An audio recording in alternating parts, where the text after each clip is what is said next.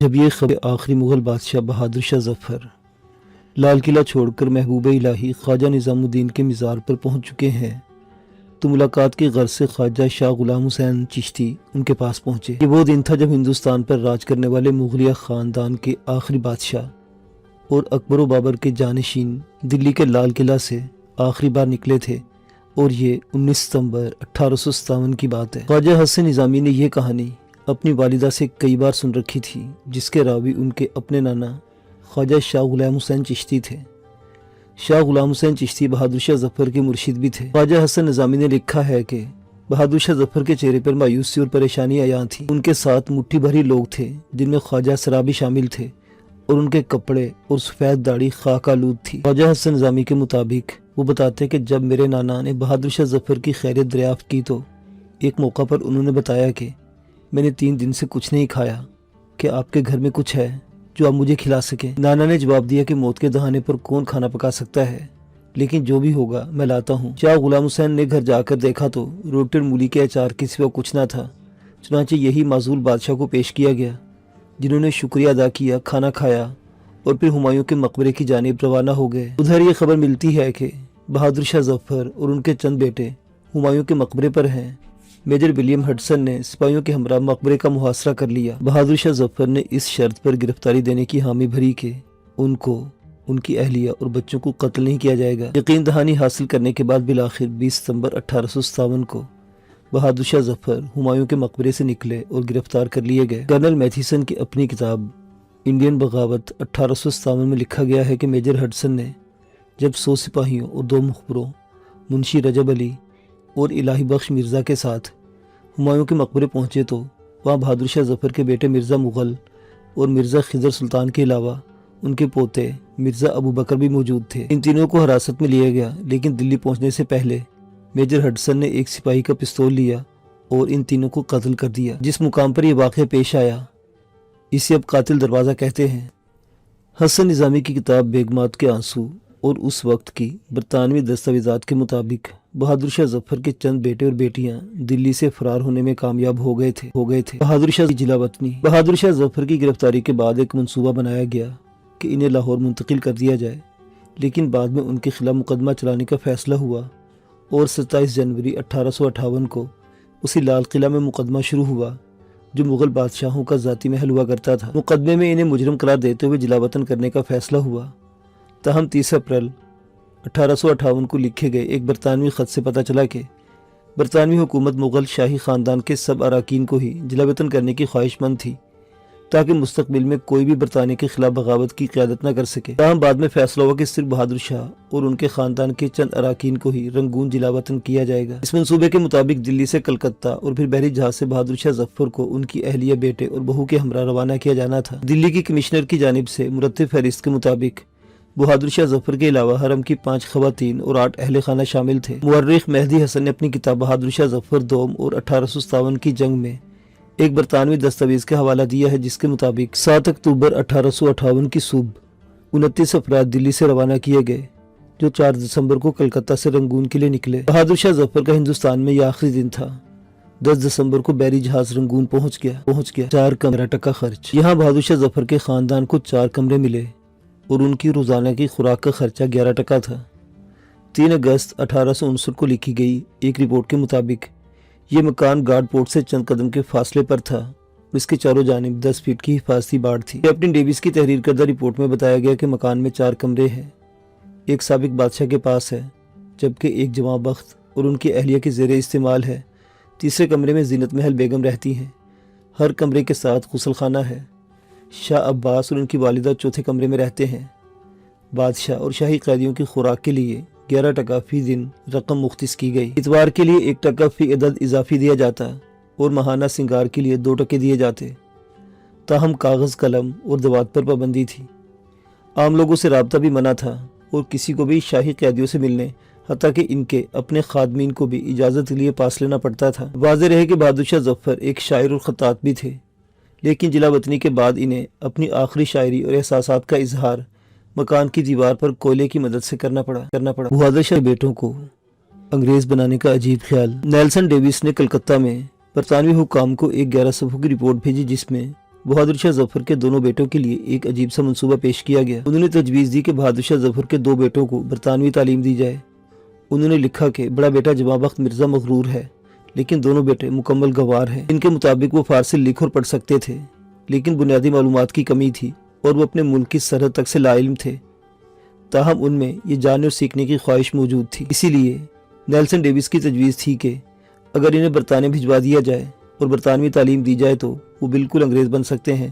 تاہم اس تجویز کو مسترد کر دیا گیا۔ آخری موقع کی موت۔ بہادر شاہ ظفر کو جب جلا وطن کیا گیا تو ان کی عمر 83 سال تھی اور اس وقت تک ان کی جسمانی اور ذہنی حالت کافی خراب ہو چکی تھی۔ تاہم اس کے باوجود برطانوی حکومت نے دوران جلا وطنی ان پر مکمل اور کڑی نظر رکھی۔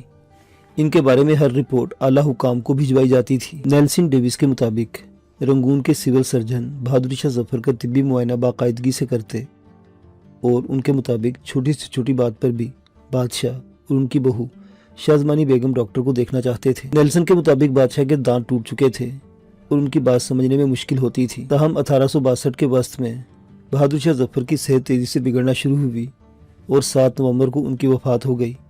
اب انہیں دفنایا جانا تھا۔ برطانوی حکام کو یہ خوف لاحق ہوا کہ اگر یہ کام جلدی اور خفیہ طریقے سے نہ کیا گیا تو شاید مقامی مسلمان مشکل پیدا کر دیں۔ اس خدشے کا اظہار کلکتہ بھجوائے جانے والے ایک خط میں بھی کیا گیا۔ تاہم بہادر شاہ ظفر کی موت کی خبر 2 ہفتے بعد 20 نومبر کو دلی پہنچی۔ اس وقت تک انہیں دفنایا جا چکا تھا۔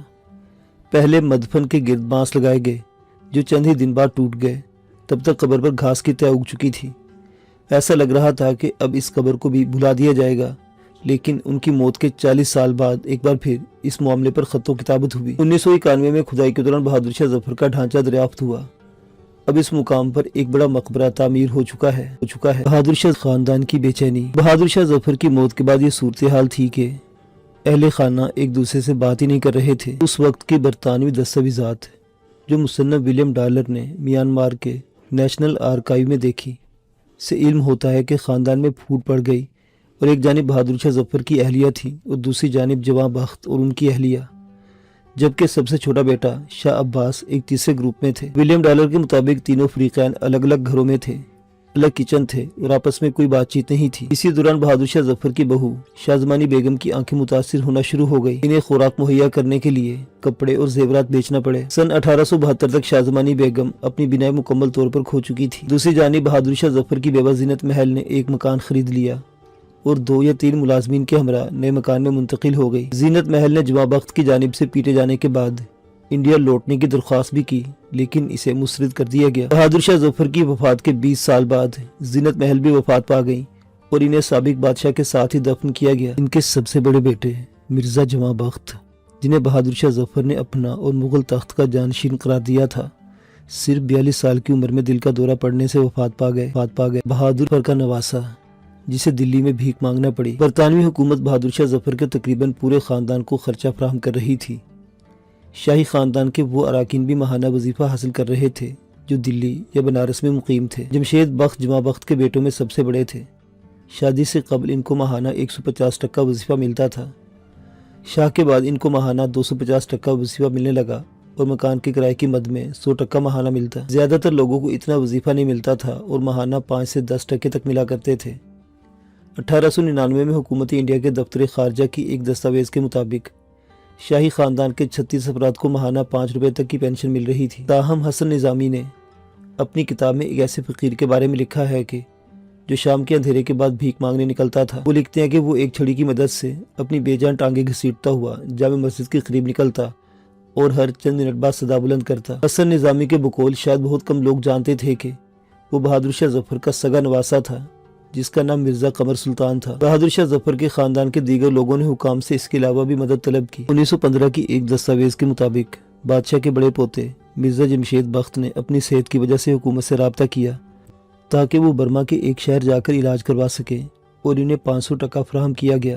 شاہی خان پینشن کیوں دی جاتی تھی؟ برطانوی ریکارڈ سے علم ہوتا ہے کہ بہادر شاہ ظفر کی گرفتاری کے بعد سے یہ خدشہ موجود تھا کہ کوئی بھی 1857 جیسی بغاوت کی قیادت کر سکتا ہے۔ تو ایسے میں ایک ایسے خاندان کی کفالت کا ذمہ برطانوی حکام نے کیوں اٹھایا جن سے ان کو بغاوت کا خوف تھا؟ انڈیا کے نیشنل آرکائیو میں موجود متعدد فائلوں سے پتہ چلتا ہے کہ اس معاملے پر حکام کی مختلف آراء تھیں۔ بہادر شاہ ظفر سے معاہدہ ہوا تھا کہ اختیارات چھیننے کے بعد ان کے خاندان کی کفالت برطانیہ کی ذمہ داری ہے۔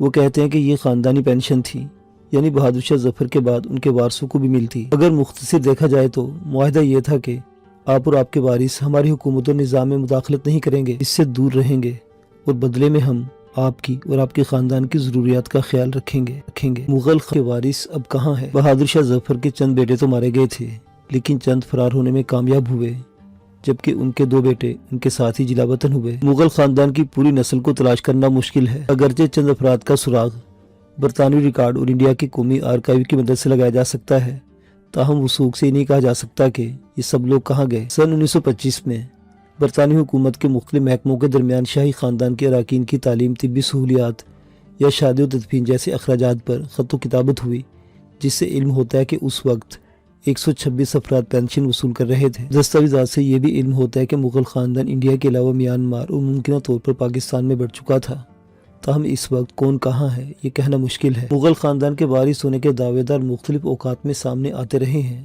لیکن ان کے دعووں کے بارے میں مختلف آرا پائی جاتی ہے۔ جعلی دعوے کرنے والے گرفتار بھی ہو چکے ہیں۔ جب شاہی خاندان دلی سے فرار ہوا تو اس بات کی توقع تھی کہ اپنی وراثت کا کوئی ثبوت ساتھ نہیں رکھیں گے، کیونکہ وہ تو اپنی جان بچا کر بھاگ رہے تھے۔ اس لیے ثابت کرنا ناممکن ہے کہ اب کون شاہی خاندان کا وارث ہے۔